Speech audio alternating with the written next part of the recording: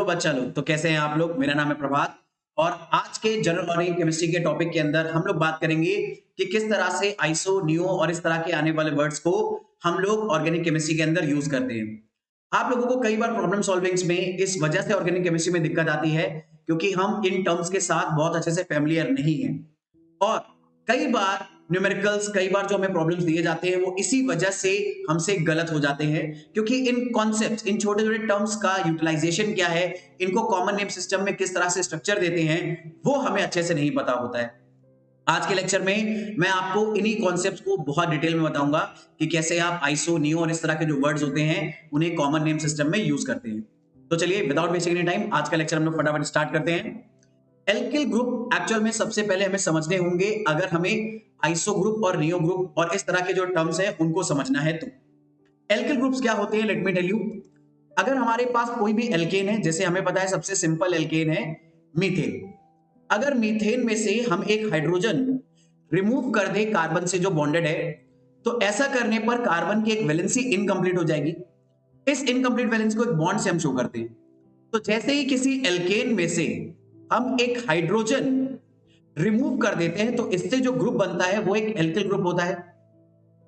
और मीथेन से बनने वाले एल्किल ग्रुप को मीथेन के नाम में से एन हटाकर इल लगाकर उसे हम नाम दे देंगे मेथाइल ग्रुप। तो कभी भी अगर आपको कोई एल्किल ग्रुप बनाना है तो एल्किल ग्रुप बनाने के लिए बड़ा सिंपल सा काम है, एल्केन में से एक हाइड्रोजन हम लोग रिमूव कर देंगे। जैसे एग्जांपल के लिए फिर से एक और बात करें, मान लीजिए हमारे पास इथेन है। अब इथेन में दो कार्बन के पास तीन तीन हाइड्रोजन अलग अलग लगे हुए हैं। इनमें से मैं कोई भी एक हाइड्रोजन हटा दूं, जैसे मान लीजिए राइट वाले कार्बन से ही मैंने एक हाइड्रोजन हटा दिया, तो ऐसा करने पर राइट वाले कार्बन के पास सिर्फ दो हाइड्रोजन बच जाएंगे, पर कार्बन की एक वैलेंसी इनकम्प्लीट हो जाएगी। उस इनकम्प्लीट वैलेंसी को ही हम लोग यहां पर इस तरह की लाइन से शो करते हैं। ये एक्चुअल में लाइन नहीं है, ये माइनस साइन नहीं है, ये एक्चुअल में बॉन्ड्स को रिप्रेजेंट करता है कि इस कार्बन का एक बॉन्ड अभी इनकम्प्लीट है। तो इथेन से बनने वाला एल्किल ग्रुप हो जाएगा हमारा एथाइल ग्रुप। इन जनरल वे में अगर मैं आपको बताऊं तो इन जनरल वे में हम लोग किसी भी एल्केन में से अगर एक हाइड्रोजन रिमूव कर देते हैं तो इससे एक एल्किल ग्रुप मिलता है। इन जनरल वे में अगर आपको इस पर्टिकुलर सिनेरियो को रिप्रेजेंट करना है तो हम लोग ऐसे रिप्रेजेंट करते हैं, किसी भी एल्केन का जो जनरल सिंबल है वो हम आर एच से डिनोट कर सकते हैं। आर एच एक्चुअल में एल्केन का जनरल सिंबल होता है ऑर्गेनिक केमिस्ट्री के अंदर। हालांकि ये जो आर ग्रुप है इसका दूर दूर से एल्केन के साथ, एल्केन के नाम से कोई लेना देना नहीं है। एल्केन की स्पेलिंग में कहीं पर भी आर नहीं आता, बट ये इन जनरल हम लोग रिप्रेजेंट करते हैं। इस रिप्रेजेंटेशन को ऐसे ही आपको ध्यान रखना है। अब आपने इसमें से अगर एक हाइड्रोजन हटा दिया तो इस एल्किल ग्रुप में जो भी, इस एल्केन में जो भी कार्बन था जिससे ये हाइड्रोजन बॉन्डेड था, उसकी बॉन्डिंग इनकम्प्लीट हो जाएगी, उसके कार्बन का एक बॉन्ड इनकम्प्लीट हो जाएगा और हमें आर बॉन्ड से रिप्रेजेंट करने वाला एक एल्किल ग्रुप मिल जाएगा। और किसी भी एल्किल ग्रुप को अगर नाम देना है तो उसे नाम देना बड़ा सिंपल है। वो जिस एल्केन से बन रहा है उस एल्केन की स्पेलिंग में से एन आप ड्रॉप कर दो और उसके लास्ट में इल लगा दो, तो इससे उस एल्किल ग्रुप का नाम बन जाएगा। जैसे एग्जांपल के तौर पे अगर मैं एक और एग्जांपल लूं, मान लीजिए हमारे पास प्रोपेन है। अब प्रोपेन में से अगर मैं हाइड्रोजन हटा दूं, ठीक है, प्रोपेन में से अगर मैं इस कार्बन से हाइड्रोजन हटा दूं तो ऐसा करने पर हमें मिलेगा प्रोपेल ग्रुप। तो प्रोपेन से हम लोगों ने हाइड्रोजन हटाया तो हमें मिल गया प्रोपेल ग्रुप। सिमिलरली अगर मैं ब्यूटेन से उसके सबसे लास्ट कार्बन से एक हाइड्रोजन हटा दूं तो मुझे मिलेगा, क्योंकि मैंने ब्यूटेन से हाइड्रोजन हटा रहा हूं तो जिस एल्केन से हाइड्रोजन हटाऊंगा उससे बनने वाले एल्किल ग्रुप को अगर नाम देना है तो हम लोग ब्यूटेन से बनने वाले एल्किल ग्रुप को नाम दे देंगे ब्यूटिल या ब्यूटाइल, और उसके रिप्रेजेंटेशन क्या होगा, जिस कार्बन से हाइड्रोजन हटाया है उसके पास एक इनकम्प्लीट बॉन्ड आप शो कर दोगे, तो ये हमारा ब्यूटाइल ग्रुप हो जाएगा। ठीक है, तो इस तरह से एल्किल ग्रुप हम लोग बनाते हैं एल्केन में से हाइड्रोजन हटा के। आइसो, नियो और इस तरह के जो सेकेंडरी ब्यूटाइल ग्रुप होते हैं, टर्शियरी ब्यूटाइल ग्रुप होते हैं, इन्हें समझने के लिए आपको एल्किल ग्रुप को अंडरस्टैंड करना जरूरी था, जो मुझे उम्मीद है सबको समझ में आ गया है। अब फटाफट हम लोग बात करेंगे आइसो ग्रुप की। आइसो ग्रुप एक्चुअल में जरा नोटिस करिएगा, मैं आपको समझा रहा हूं कि आइसो ग्रुप होता क्या है। जो सबसे सिंपलेस्ट आइसो ग्रुप है, उस आइसो ग्रुप को बनाने के लिए हम लोग प्रोपेन के सेकेंड कार्बन का हाइड्रोजन रिमूव करेंगे। हम लोग रिमूव करने वाले हैं ये पर्टिकुलर हाइड्रोजन प्रोपेन के अंदर से, ठीक है। तो प्रोपेन के अंदर से, प्रोपेन के मिडिल में जो कार्बन है, उस कार्बन से हम लोग हाइड्रोजन रिमूव करने वाले हैं। याद रखिएगा, ये कंपाउंड हमारा है प्रोपेन। अब इसके सेकेंड कार्बन से, नोटिस करने वाली बात है, सेकेंड कार्बन से बॉन्डेड हाइड्रोजन को मैं रिमूव कर रहा हूं। तो सेकेंड कार्बन से बॉन्डेड हाइड्रोजन को जब रिमूव करेंगे तो सेकेंड कार्बन की एक वैलेंसी इनकम्प्लीट हो जाएगी, बॉन्ड इनकम्प्लीट हो जाएगा और ये एक एल्किल ग्रुप में कन्वर्ट हो जाएगा। इसी एल्किल ग्रुप को हम लोग ऑर्गेनिक केमिस्ट्री में जानते हैं आइसोप्रोपाइल ग्रुप के नाम से। और डिफरेंट डिफरेंट आइसो ग्रुप्स में सबसे सिंपल जो आइसो ग्रुप है वो आइसोप्रोपाइल ग्रुप है। सबसे simplest alkyl group isopropyl group है। फिर बाकी जितने भी आइसोप्रोपाइल ग्रुप हैं उनमें इसी स्ट्रक्चर में हमें मॉडिफिकेशन करना होता है। अब इसी स्ट्रक्चर को कई बार लोग इस तरह से भी रिप्रेजेंट कर देते हैं। वो क्या करते हैं, प्रॉपर्ली लिखने के लिए CH3 को, दो CH3 को एक ही कार्बन से बॉन्ड कर देते हैं और इस कार्बन की एक वैलेंसी इनकम्प्लीट छोड़ देते हैं। तो इससे हमें जो ग्रुप मिलता है, इस ग्रुप को हम लोग बोलेंगे आइसोप्रोपाइल ग्रुप, ठीक है। ये हमारा आइसोप्रोपाइल ग्रुप हो गया। अब आइसोप्रोपाइल ग्रुप अगर हमें पता चल गया है तो फटाफट ये देखते हैं कि इसके और मॉडिफिकेशन क्या है। अब देखो, आइसोप्रोपाइल ग्रुप में टोटल नोटिस करो 3 ही कार्बन है, 1 2 3। इसकी पहचान क्या है? इसकी पहचान सबसे ज्यादा जरूरी है।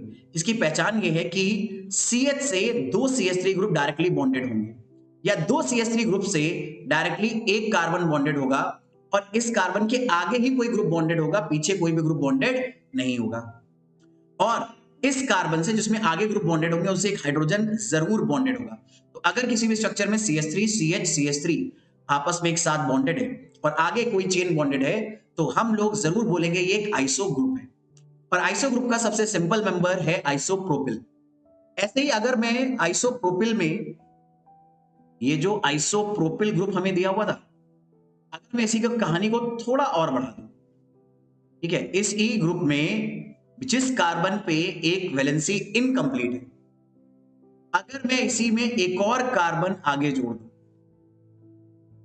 और CH2 ग्रुप एक्चुअल में आगे जोड़ दूं, तो CH2 ग्रुप आगे जोड़ने पर ये जो ग्रुप बनेगा इसे बोलेंगे आइसोब्यूटाइल, क्योंकि इसमें टोटल 4 कार्बन है, 1 2 3 एंड 4।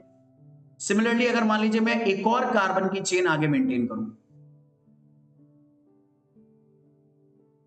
CH2 CH2, यानी अब बस मैं CH2 इस CH वाले कार्बन में अगर आगे ऐड करता चला जाऊं तो इन्हें माना आइसो ग्रुप ही जाएगा, बट टोटल कार्बन बढ़ने की वजह से ये अलग अलग एल्किल ग्रुप हो जाएंगे।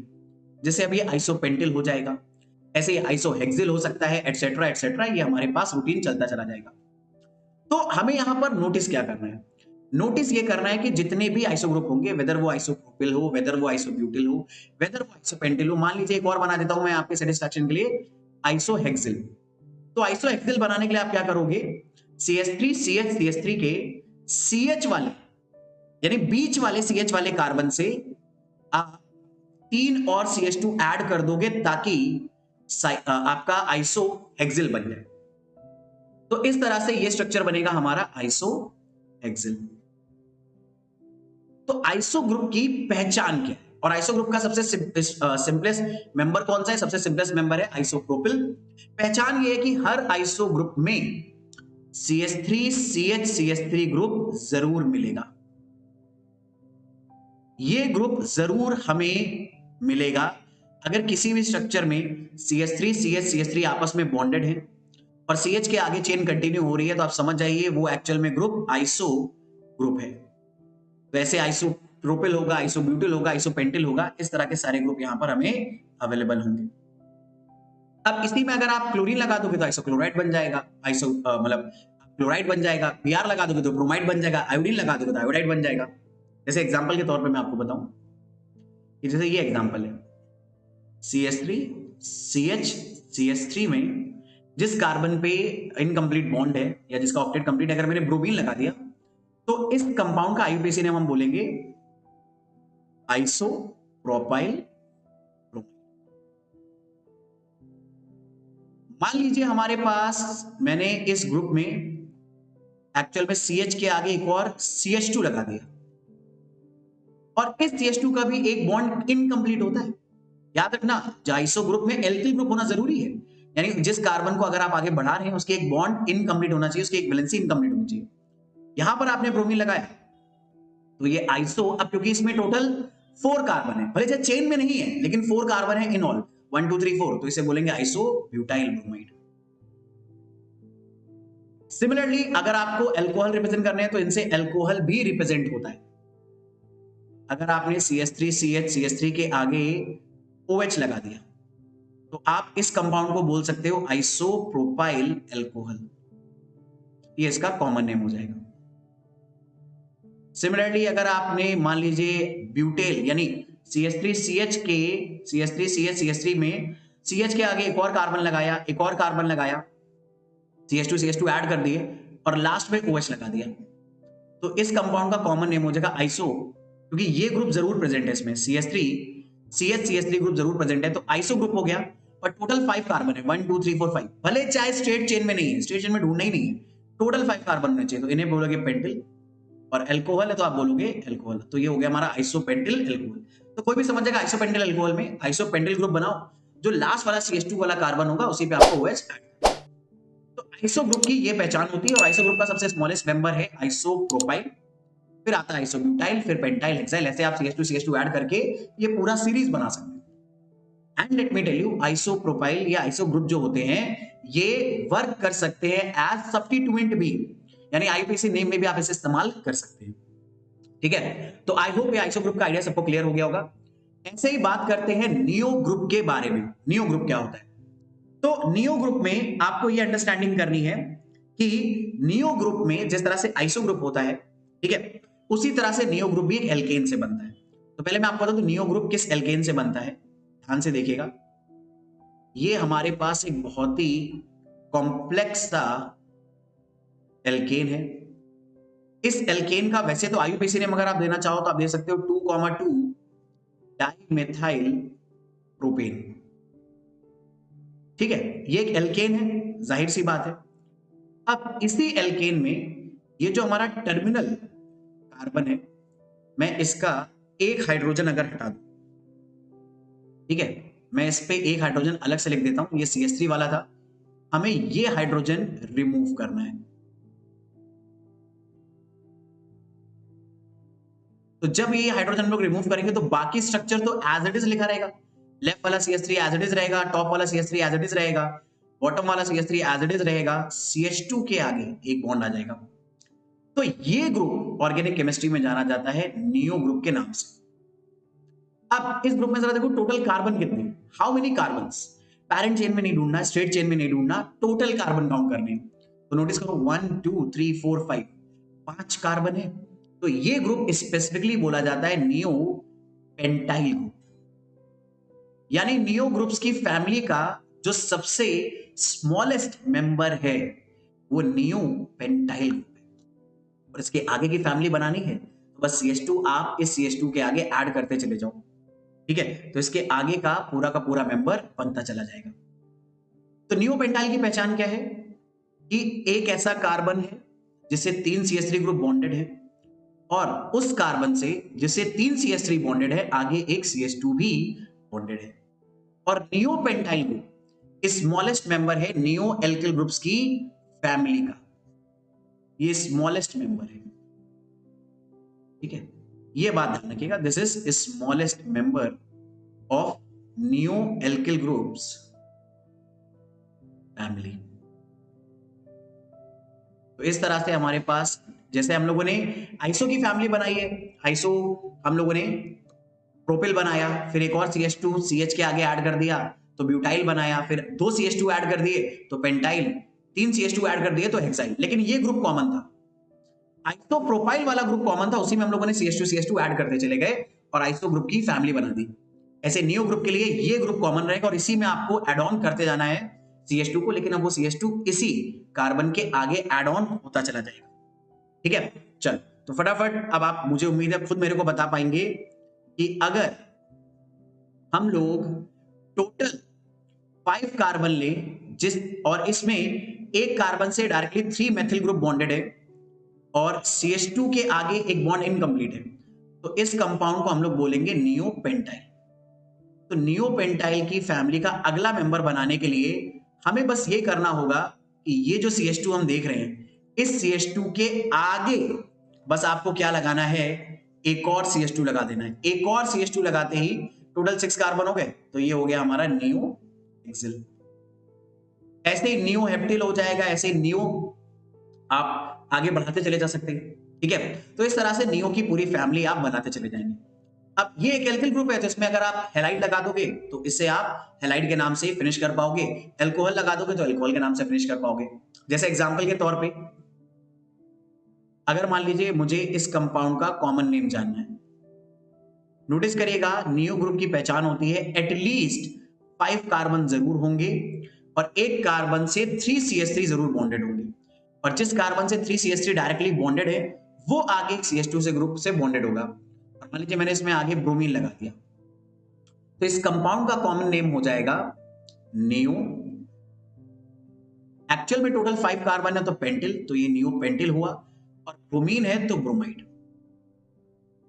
पर यहीं पर अगर मान लीजिए मैं इस CH2 के आगे एक और CH2 बढ़ा देता बट बाकी स्ट्रक्चर रिमेन रहता, तो भी ये नियो फैमिली का मेंबर ही माना जाता। अक्सर बच्चों को लगता है कि नियो फैमिली में 5 ही कार्बन होने चाहिए, नहीं 6 भी हो सकते हैं। बस आप इस CH2 के आगे एक और CH2 अगर बॉन्ड करेंगे तो ये ग्रुप अगर रिमेनिंग है हमारे स्ट्रक्चर में, तो इस ग्रुप के प्रेजेंट होने की वजह से हम लोग इसे नियो हेक्साइल बोलेंगे, क्योंकि टोटल 6 कार्बन है और हमें टोटल कार्बन काउंट करने होते हैं, पैरेंट चेन में या स्ट्रेट चेन में नहीं।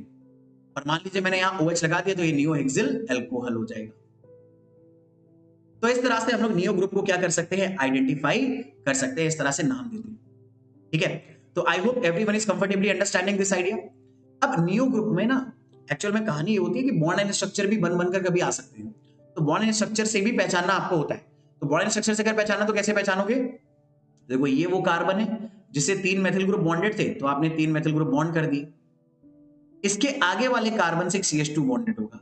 अब इस CH2 का एक बॉन्ड इनकम्प्लीट होता है, तो इसी से मान लो आपने Br ऐड कर दिया, या फिर आपने इसी से आपने मान लो OH ऐड कर दिया। तो देखो इस स्ट्रक्चर को आप प्रॉपर्ली अगर ओपन करके बनाओगे तो ये आपको अच्छे से दिखाई देने लगेगा एक्चुअल में किसकी तरह से, नियो ग्रुप की तरह से। तो ये नियोपेंटिल ब्रोमाइड हो जाएगा, ये नियोपेंटिल अल्कोहल हो जाएगा। तो ये बॉन्ड एंड स्ट्रक्चर में भी अगर आए तो आपको घबराना नहीं है, आप बस क्या करना, बॉन्ड एंड स्ट्रक्चर से अगर आप कंफर्टेबल नहीं हो तो किसी ने आपको रोका नहीं है, आप बॉन्ड एंड स्ट्रक्चर को नॉर्मल स्ट्रक्चर में कन्वर्ट कर दो। नॉर्मल स्ट्रक्चर में कन्वर्ट कैसे करते हैं, आपने बॉन्ड एंड स्ट्रक्चर में जितने भी ये स्ट्रेट लाइंस दे रखी हैं सब जगह पे कार्बन होगा, यहां पर भी कार्बन, यहां पर भी कार्बन, यहां पर भी, यहां पर भी, यहां पर भी, और हर कार्बन की वैलेंसी ये बॉन्ड्स शो करेंगे एक एक बॉन्ड, और हर कार्बन की बची हुई वैलेंसी, क्योंकि कार्बन टेट्रावैलेंट होता है, तो 4 बॉन्ड में से जितने बॉन्ड बचे हैं वो सब हाइड्रोजन फुलफिल कर देगा। जैसे इस कार्बन का एक बॉन्ड बना है, 3 बॉन्ड बचे तो हाइड्रोजन यहाँ 3 आ जाएंगे। इस कार्बन के एक बॉन्ड बना है, 3 हाइड्रोजन बचे तो 3 हाइड्रोजन यहाँ आ जाएंगे। इस कार्बन के एक बॉन्ड बना है, 3 हाइड्रोजन यहाँ आ जाएंगे। इस कार्बन ने देखो 4 बॉन्ड बना रखे हैं, तो इसके अराउंड कोई बॉन्ड नहीं आएगा। इस कार्बन के अराउंड CH2 आएगा, तो अपने आप आपको दिख रहा है ये एक्चुअल में क्या हो गया, नियो पेंटिल ग्रुप हो गया। तो ये हमारा नियो पेंटिल ब्रोमाइड आ जाएगा इस तरह से यहां पर।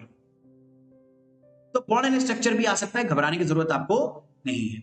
ठीक है, बस आपको बॉन्ड स्ट्रक्चर को कन्वर्ट कर लो किसमें, अपने रेगुलर स्ट्रक्चर में, ओपन स्ट्रक्चर में। If you are not comfortable with bond and structure, अगर है तो बहुत अच्छी बात है। ठीक है, तो ये नियो ग्रुप होता है। अब एक बात बता दूं, नियो ग्रुप और जो आइसो ग्रुप होते हैं उनकी फैमिली को आप बढ़ा सकते हो। ठीक है, और आइसो ग्रुप का सबसे स्मॉलेस्ट मेंबर आइसोप्रोपिल है। ऐसे नियो ग्रुप का सबसे स्मॉलेस्ट मेंबर एक्चुअल में नियोपेंटिल है। लेकिन ऐसे हमारे पास एक और ग्रुप हमें कई बार देखने को मिलता है जिसे हम लोग बोलेंगे secondary butyl group. Secondary butyl group में एक्चुअल में आप और फैमिली को नहीं बढ़ा सकते, ये एक फिक्स ग्रुप है। ठीक है, तो आपको बस इसी का नाम याद रख लेना है, अगर फिक्स ग्रुप है तो इससे अच्छी क्या बात है। तो सेकेंडरी ब्यूटाइल ग्रुप एक्चुअल में नाम ही सजेस्ट कर रहा है ब्यूटेन से बनने वाला एल्किल ग्रुप होगा। इसके लिए हम लोग ब्यूटेन का पूरा स्ट्रक्चर बना लें। और सेकेंडरी ब्यूटाइल बनाने के लिए हमें ये तो पता है ब्यूटेन से हाइड्रोजन हटाना है, तो ब्यूटेन के किसी भी एंड से सेकंड कार्बन का हाइड्रोजन हटाना है। वेदर आप इससे हटाओ, वेदर आप इससे हटाओ, दोनों से हटा सकते हो, दोनों सेम ही स्ट्रक्चर माने जाएंगे, दोनों स्ट्रक्चर अलग अलग नहीं माने जाएंगे। तो अगर मैं इस हाइड्रोजन को रिमूव कर रहा हूं, ठीक है, if I am removing this hydrogen, तो इस हाइड्रोजन को रिमूव करने पर जो एल्किल ग्रुप बनेगा, उस एल्किल ग्रुप का स्पेसिफिक नेम है secondary butyl group. This alkyl group is known as secondary butyl group, जिसे शॉर्ट फॉर्म में सेक ब्यूटाइल ग्रुप भी बोलते हैं। ये इसका शॉर्ट फॉर्म है। और इसी ग्रुप को अगर आपको थोड़ा सा मॉडिफाई करके लिखना है तो आप ऐसे लिख सकते हो कि CH3 से CH बॉन्ड करो और इस CH से फिर नीचे की तरफ CH2 CH3 बॉन्ड होगा। आइसो ग्रुप बनाने के लिए यही CH से CH3 बॉन्ड करते, पर इस CH से अगर CH2 CH3 बॉन्ड है तो अब ये हमारा बन जाएगा एक्चुअल में सेकेंडरी ब्यूटाइल ग्रुप, जिसे शॉर्ट फॉर्म में सेक ब्यूटाइल भी बोलते हैं। सेकेंडरी इसलिए बोल रहे हैं क्योंकि जिस कार्बन की बॉन्ड इनकम्प्लीट है वो डायरेक्टली दो कार्बन से बॉन्डेड है, और एक कार्बन अगर डायरेक्टली दो कार्बन से बॉन्डेड होता है तो इन्हें हम लोग ऑर्गेनिक केमिस्ट्री में जनरली सेकेंडरी कार्बन बोलते हैं। तो वहीं से वर्ड आया सेकेंडरी ब्यूटाइल ग्रुप। अब सेकेंडरी ब्यूटाइल ग्रुप ये हमें पता चल गया। आपको एक जरूरी बात बता दूं, सेकेंडरी ब्यूटाइल ग्रुप की फैमिली को हम बढ़ा नहीं सकते, ठीक है, सेकेंडरी ब्यूटाइल ग्रुप की फैमिली को हम लोग नहीं बढ़ा सकते। इसके बाद कुछ एग्जांपल आप ध्यान रख सकते हो कि अगर हम लोगों ने ये स्ट्रक्चर बनाया और इस स्ट्रक्चर में CH वाले कार्बन पे Br ऐड कर दिया, तो इस कंपाउंड का कॉमन नेम हम बोलेंगे सेकेंडरी ब्यूटाइल ब्रोमाइड।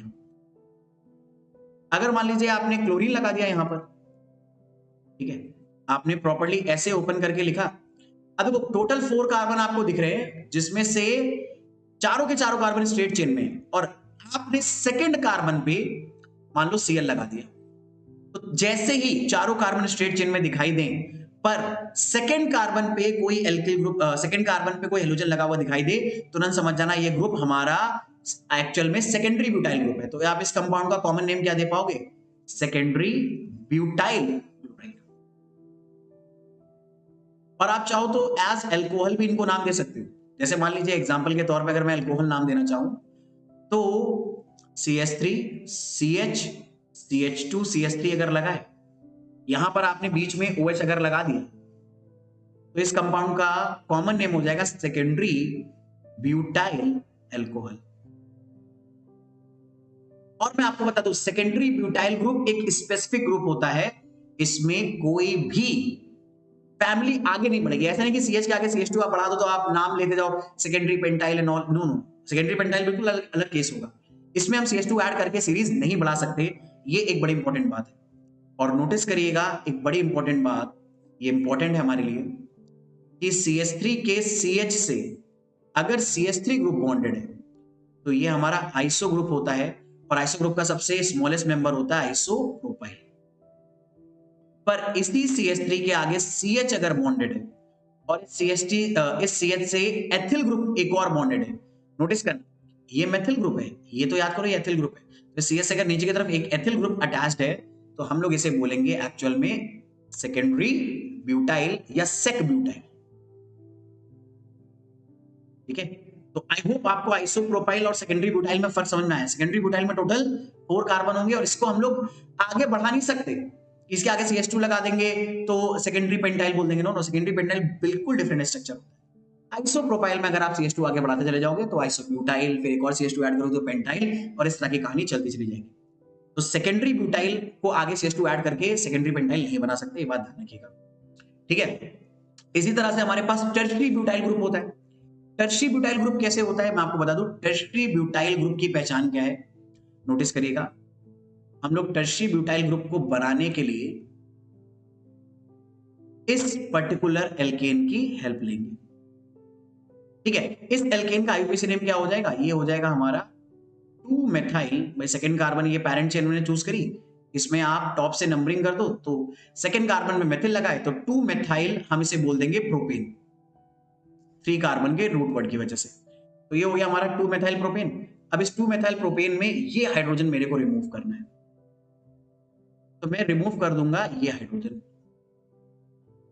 तो अगर मैंने ये हाइड्रोजन रिमूव करा तो इस हाइड्रोजन को हटाने पर जो ग्रुप बनेगा वो कुछ ऐसा बनेगा, CH3 CH3 CH3। ये तीनों CH3 एक ही कार्बन से बॉन्डेड है और ये कार्बन आगे अपना एक बॉन्ड इनकम्प्लीट छोड़ चुका है। इस कार्बन के ऑलरेडी 3 बॉन्ड बन चुके हैं पर एक बॉन्ड इनकम्प्लीट है। कार्बन 4 बॉन्ड बनाता है, यहां पर एक बॉन्ड इनकम्प्लीट है, यानी ये इसका ऑक्टेट इनकम्प्लीट है। और ये जो स्ट्रक्चर बना है, इस स्ट्रक्चर को हम लोग बोलते हैं टर्शियरी ब्यूटाइल, या शॉर्ट फॉर्म में लिखते हैं टर्ट ब्यूटाइल। ठीक है, जो आलसी लोग हैं ना वो ऐसे लिख देते हैं टर्ट ब्यूटाइल, पूरा टर्शियरी नहीं लिखते, टर्ट ब्यूटाइल बोल देते।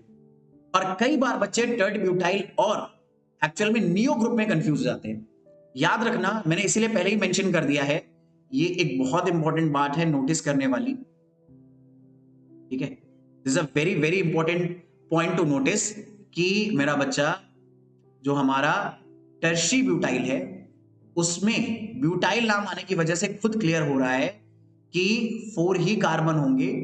तो जो बीच वाला कार्बन है अगर वो 3CH3 से बॉन्डेड है तो ऑलरेडी इस स्ट्रक्चर में 4 कार्बन हो गए, तो इसी पर बॉन्ड आपको ओपन कर देना है। तो ये टर्ट ब्यूटाइल का स्ट्रक्चर हो गया। लेकिन अगर आपको नियो स्ट्रक्चर बनाना है तो नियो में भी एक कार्बन से 3CH3 बॉन्डेड होते हैं, पर नियो का सबसे स्मॉलेस्ट मेंबर होता है नियोपेंटाइल। तो इस कार्बन के आगे एक और CH2 लगाना पड़ेगा। ठीक है, तो अक्सर बच्चे एक्चुअल में नियो ग्रुप में कंफ्यूज हो जाते हैं। तो याद रखिएगा, नियो और टर्शियरी डिफरेंट है। टर्शियरी में टोटल सिर्फ 4 कार्बन आ सकते हैं, नियोपेंटाइल में सबसे यंगेस्ट सबसे स्मॉलेस्ट मेंबर है एक्चुअली में नियो फैमिली का। और एक बात बता दूं, नियोपेंटिल में इस CH2 के आगे की ओर CH2 ऐड करोगे हेक्सिल बन जाएगा, 2 CH2 ऐड करोगे तो हेप्टिल बन जाएगा। पर टर्शियरी ब्यूटाइल में आप आगे CH2 ऐड करके टर्शियरी पेंटाइल या इस तरह की चीजें नहीं बना सकते। टर्शियरी क्यों बोल रहे हैं, क्योंकि देखो यहां पर जिस कार्बन पर बॉन्ड ओपन है वो डायरेक्टली 3 कार्बन से बॉन्डेड है। तो अगर एक कार्बन डायरेक्टली 3 कार्बन से बॉन्डेड होता है तो इसे टर्शियरी कार्बन बोलते हैं। और टोटल इस स्ट्रक्चर में 4 कार्बन है तो ब्यूटाइल बोल रहे हैं, तो यहीं से टर्शियरी ब्यूटाइल ग्रुप नाम आया। और इसमें भी वही वाली बात है कि अगर आप लोगों को कंपाउंड को पूरा नाम देना है तो आप टर्शियरी ग्रुप के आगे बढ़िया से इसमें आप क्या लगा दो, Br लगा दो, तो इस कंपाउंड का कॉमन नेम हो जाएगा टर्शियरी ब्यूटाइल ब्रोमाइड। और मैं आपको बता दूं, आप इस टर्शियरी ग्रुप को एज एल्किल ग्रुप भी IUPAC नेम में फॉलो कर सकते हो। ठीक है, और अगर आप उस पर्टिकुलर कॉन्सेप्ट पर भी वीडियो देखना चाहते हो, ठीक है, तो मुझे जरूर कमेंट सेक्शन में बता दीजिए, तो मैं उस पर भी एक अलग वीडियो प्रिपेयर कर दूंगा। तो ये हो जाएगा टर्शियरी ब्यूटाइल अल्कोहल। तो आई होप ये आप लोगों को आइडिया समझ में आया कि tertiary butyl, secondary butyl, neopentyl और जो आइसो ग्रुप होते हैं ये क्या होते हैं। आज के लेक्चर में इतना ही रखेंगे। आई होप आपके डाउट्स क्लियर हो गए होंगे। और भाई अगर आप लोग को ये वीडियो यूजफुल लगा है, ठीक है, तो चैनल को सब्सक्राइब कर लीजिए, बेल आइकन प्रेस कर लीजिए, ताकि ऐसे वीडियो जब आपके लिए आते रहे, आपकी प्रिपरेशन को स्ट्रॉन्ग करने के लिए, आपके प्रिपरेशन को और अच्छा करने के लिए, तो आपको सबसे पहले वो वीडियो मिल जाए, मिस ना हो ये सारे कॉन्सेप्ट्स आपसे। और मैं ऐसे ही छोटे छोटे टॉपिक वाइज वीडियो आपके लिए बनाता रहूंगा ताकि आपकी प्रिपरेशन और स्ट्रॉन्ग हो पाए और जो भी टॉपिक आपका वीक है उससे आप स्ट्रॉन्ग करते पाए। और आपका अगर कोई पर्टिकुलर टॉपिक वीक है जिस पे आप कोई वीडियो देखना चाहते हैं तो जरूर कमेंट सेक्शन में बता दीजिए, ताकि उसके ऊपर भी मैं कोई वीडियो आपके लिए अच्छा सा प्रिपेयर कर पाऊं। चलिए, पढ़ाई करते रहिए, जम के रिवीजन करते रहिए। मिलेंगे इस क्लास में। Bye everyone, take a very good care of yourself.